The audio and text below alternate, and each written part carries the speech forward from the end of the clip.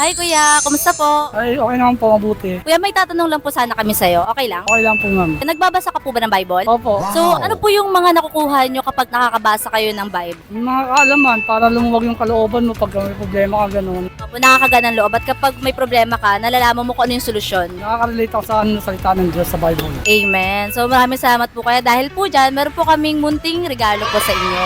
Salamat, ma'am. God bless po. Yes, ma'am. Thank you, ma'am. Okay, hello. Hello?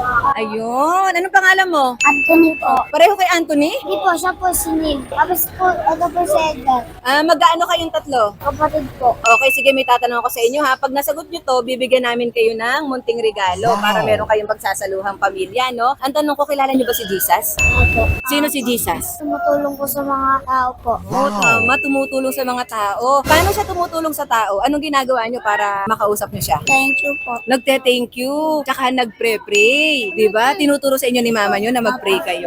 Po. Bago po kumain. Bago kumain, magpre-pray. Tsaka pag may natatanggap kayo, magte-thank you kayo kay Jesus, no? Gaya ngayon, magkri-Christmas. Dapat mag-thank you tayo kay Jesus kasi kaya may Pasko, kasi pinanganak si Jesus, no? Opo. Ayan. So, very good. Dahil dyan, bibigyan namin kayo ng munting regalo. Tanggapin nyo. Ayan. Maraming salamat sa inyong oras.